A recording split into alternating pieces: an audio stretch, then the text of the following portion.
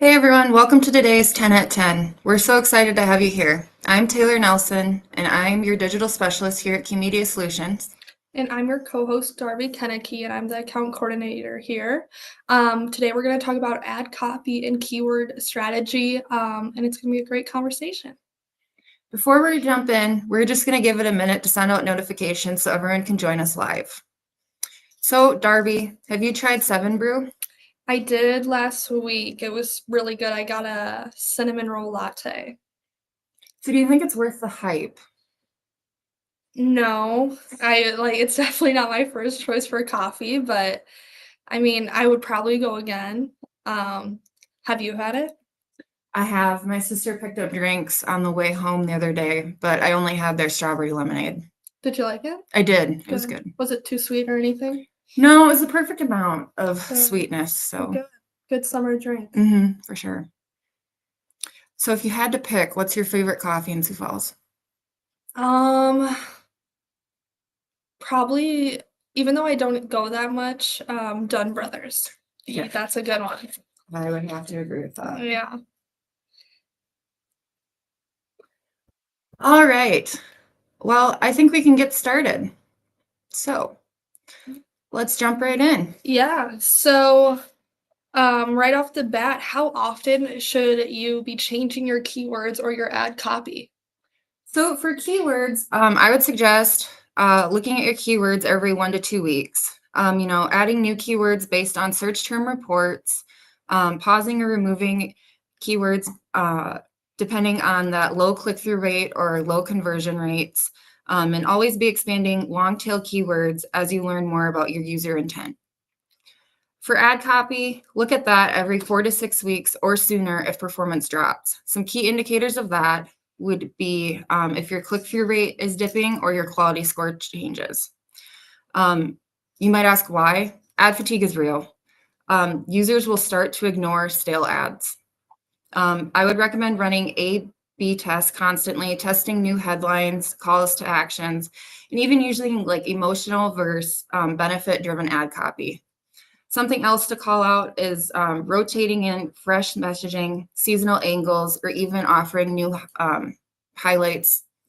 Something like if you're in an apartment complex and you're offering like 12 months of rent, and if you have an offer out there where you have someone sign on to lease and you have that offer of 1 month free rent, make sure to put that in your ad copy because some of your competitors may not have that. And that's something that will stick out amongst your competitors. And you never know, you might get somebody to sign up to lease with you after seeing that ad.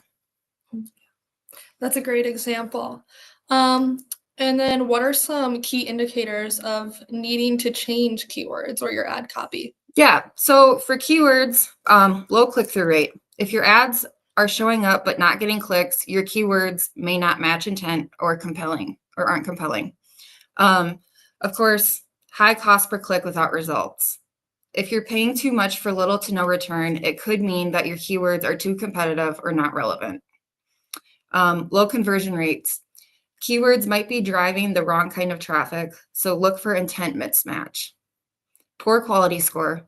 Google factors keyword relevance, landing pages, and click-through rates. A drop signals keyword misalignment. Irrelevant search term reports. If your broad or phrase match keywords are triggering unrelated searches, it's time to tighten your list or add negative keywords. And then too many one-click wonders. If most keywords only get 1 or 2 clicks with no conversions, they may be draining your budget with no payoff. And then indicators for changing ad copy, declining click-through rate over time. Ad fatigue or weak messaging, users have seen it too often or it's not engaging. Impressions are high, but clicks are low. People are seeing your ad, but they're not responding. This means it's time to tweak the headline or the call to action. Lower conversion rates. If traffic's landing but not converting, your message might not match what people expected. New promotions, products, or offers. Keep your copy up to date to reflect what's fresh. This also improves urgency and relevance. And then always, your competitors are outperforming you. There are tools out there like SME Rush to see what others are doing. and find different ways to stand out from your competitors. Yeah. What's the deal with keyword match types? So match types control how your ads trigger. So there's broad match, which is your biggest reach, but not always the best for quality traffic. Then there's phrase match, which includes your phrases in the correct order. And then there's exact match, which is super focused and really precise.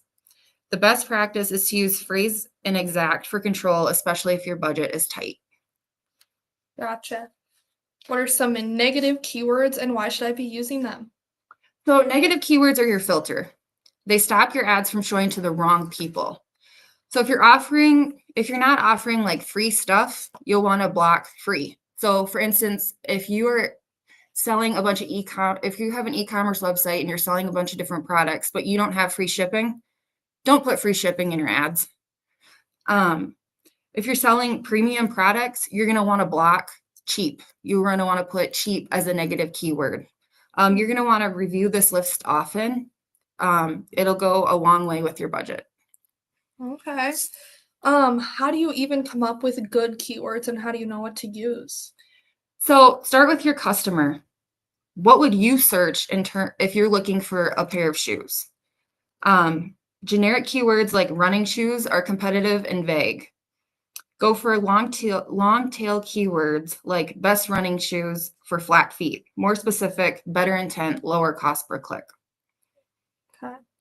Is there a right way to organize keywords? Yes, definitely. Group them by theme. Each ad should have one clear focus, like men's shoes or waterproof boots.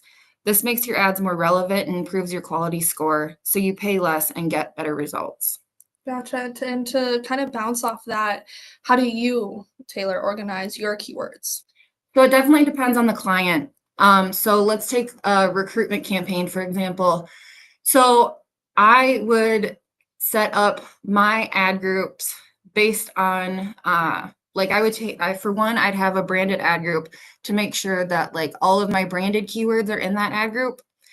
And then I would take any job specific ad group and break that out. So like let's take diesel mechanics, for example.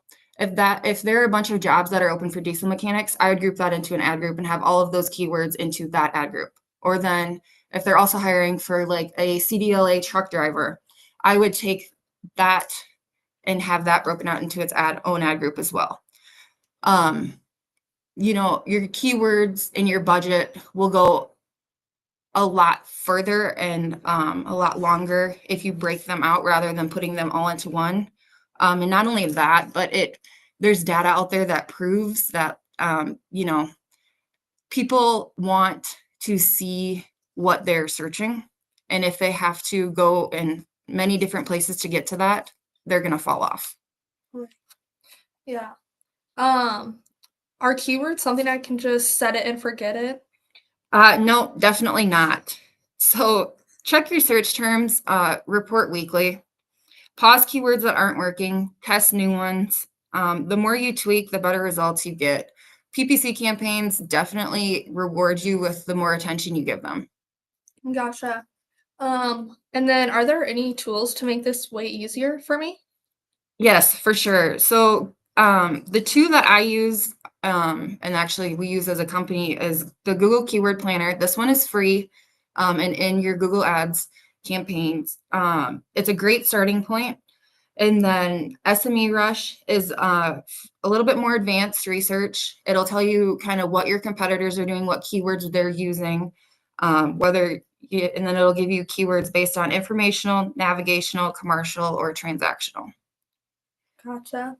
And then how important is a landing page in all of this? So it's a huge deal. If someone clicks on your ad for red hiking boots, the landing page better have something that shows red hiking boots. This improves your quality score, which lowers costs and bursts conversions. The relevance really pays off. Gotcha. Then any final thoughts?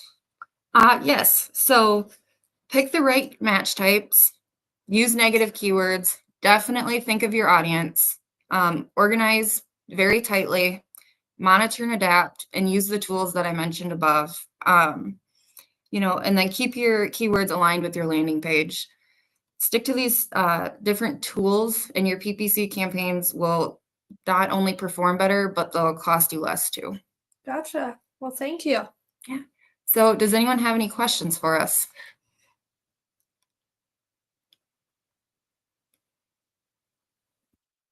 Give it a little bit here.